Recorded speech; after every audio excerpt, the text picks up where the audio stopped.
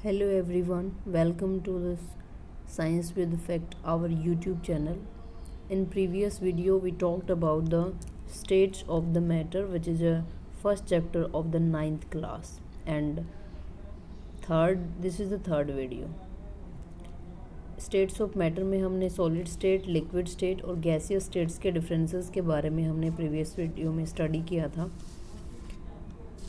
मेरी आपसे रिक्वेस्ट है कि ये वीडियो देखने से पहले आप प्रीवियस वीडियो को एक बार ज़रूर देख लें, तभी ये समझ आएगा। हमने इसके डिफरेंसेस किए थे ये वाले इस वीडियो के अंदर। एक बार बता देती हूँ मैं आपको, उसमें एक पॉइंट छूट गया था, तो ये वाला पॉइंट मैं आपको अभी बता रही हूँ कि जो सॉलिड, लिक्विड और जो गैसेस के डिफरेंसेस हैं उनमें एक पॉइंट आता है कि solid do not fill their container completely. ऐसा क्यों होता है कि वो अपने कंटेनर को कंप्लीट फिल नहीं कर पाते हैं? देखिए, ये जो सॉलिड का टेक्सचर यहाँ पे गिवन है, इसमें ये बताया गया है कि जो सॉलिड के पार्टिकल्स होते हैं एक दूसरे को स्ट्रांगली अट्रैक्ट करते हैं। फोर्स ऑफ अट्रैक्शन इनमें जो होता है वो बहुत स्ट्रांग होता है, इसलिए इसके जो पार्टिकल होते हैं वो ईजिली लीव करके कंटेनर को नहीं जाते हैं और इसलिए वो पूरे के पूरे कंटेनर को फिल नहीं कर पाते हैं। सेकेंड जो होता है लिक्विड के अंदर भी ऑल्दो लूजली होते हैं पैक्ड, इतना स्ट्रॉन्ग फोर्स ऑफ अट्रैक्शन इतना स्ट्रॉन्ग नहीं होता जितना सॉलिड में होता, लेकिन इतना भी वीक नहीं होता है कि ये पार्टिकल इसको लीव करके चले जाए। थर्ड हमारा गैसेज आता है। गैसेज में बहुत ज़्यादा लूजली पैक्ड होते हैं और यहाँ पे इनके पास मैक्सिमम काइनेटिक एनर्जी होती है। तीनों के कंपैरिजन में काइनेटिक एनर्जी सबसे ज़्यादा इसी के पास होती है और इसलिए ये क्या करते हैं, सिस्टम को, कंटेनर को लीव कर देते हैं और जिस भी कंटेनर में ये डलते हैं उसको क्या करते हैं, कंप्लीट फिल कर देते हैं। तो ये पॉइंट था कल जो रह गया था, आज मैं आपको एक्सप्लेन कर रही हूँ। तो ये जो हमने इसकी कैरेक्टरिस्टिक्स के बारे में बात की थी काइनेटिक थ्योरी ऑफ मैटर के बेस पे, काइनेटिक थ्योरी ऑफ मैटर की बात की थी हमने। सारे के सारे जो कैरेक्टरिस्टिक्स हैं सॉलिड, लिक्विड और गैसेस के, वो इस थ्योरी के बेस पे एक्सप्लेन किए थे। आज हम इसी चैप्टर को आगे कंटिन्यू करते हैं। इसमें एक टर्म गिवन है यहाँ पे, ये वाला पेज नंबर 6 पे गिवन है एनसीईआरटी के, कि डिफ्यूज़न क्या होता है। सिंपली हम डिफ्यूज़न को डिफ़ाइन करने की कोशिश करेंगे। जो डिफ्यूज़न है बहुत सिंपल और बहुत इम्पोर्टेंट टर्म है जो कि एग्ज़ाम में अक्सर पूछ ली जाती है। एग्ज़ाम है क्या एक्चुअली डिफ्यूजन क्या है? सिंपल हम लैंग्वेज में बात करेंगे, स्प्रेडिंग आउट एंड मिक्सिंग। इसमें क्या होता है, spreading out and mixing of substances. इसमें क्या होता है, simply spreading out and mixing of substances into one another. एक दूसरे के अंदर दो सब्सटेंसेस के जो पार्टिकल होते हैं वो क्या कर जाते हैं, मिक्स कर जाते हैं। अब वो मिक्स किसकी वजह से करते हैं भाई? एक सब्सटेंस मान लीजिए ये है, एक सब्सटेंस ये है, इसके जो पार्टिकल हैं और इसके जो पार्टिकल है एक दूसरे के अंदर मिक्स कर जाते हैं। कुछ तो रीज़न होगा मिक्सिंग का। मिक्स क्यों करते हैं?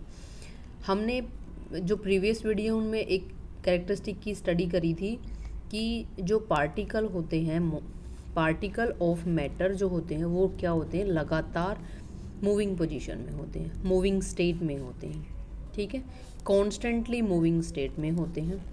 इसकी वजह से ये जो पार्टिकल हैं किसी सब्सटेंस के, ये इसके अंदर और इसके वाले इसके अंदर मिक्सिंग होती रहती है और इसी को क्या बोला है, सिंपल लैंग्वेज में डिफ्यूजन बोला है, ठीक है।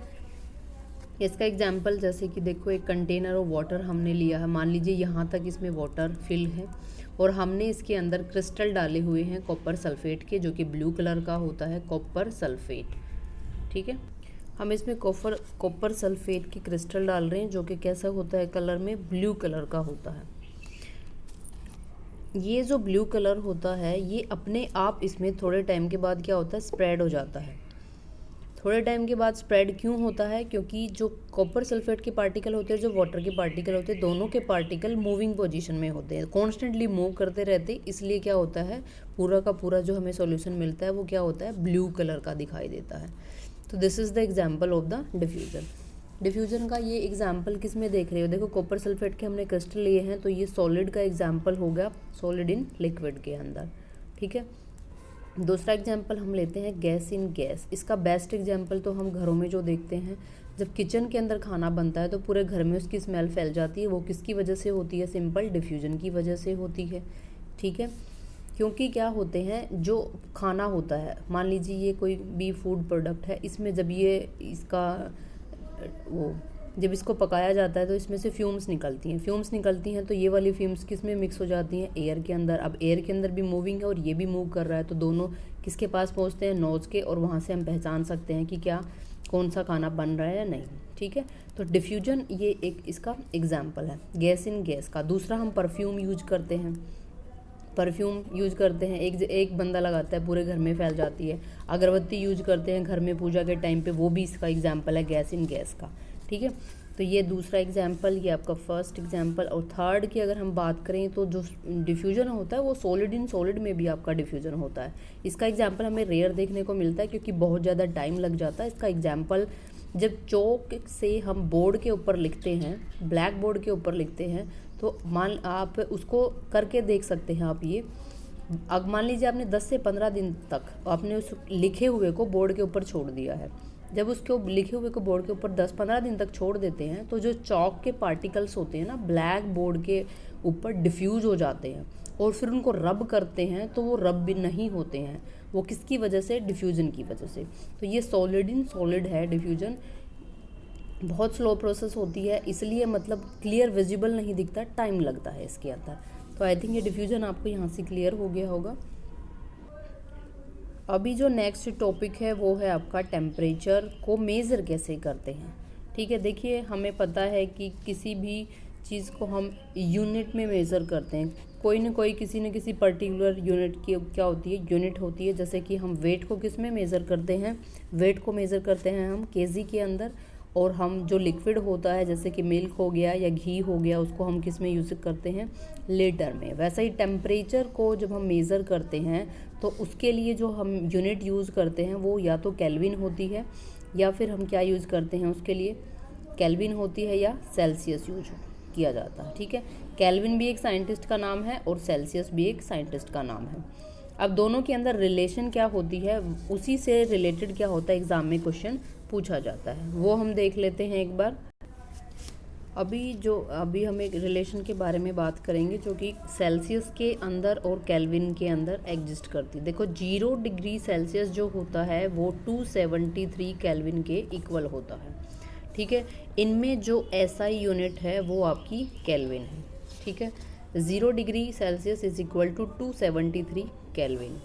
अब एक रिलेशन गिवन है कि आपको क्या होता है, अगर सेल्सियस में गिवन है तो आपको केल्विन में कन्वर्ट करना है, केल्विन में कन्वर्ट मिलेगा तो आपको सेल्सियस में कन्वर्ट, एक दूसरे के अंदर कन्वर्जन की से क्वेश्चन आता है एग्जाम में।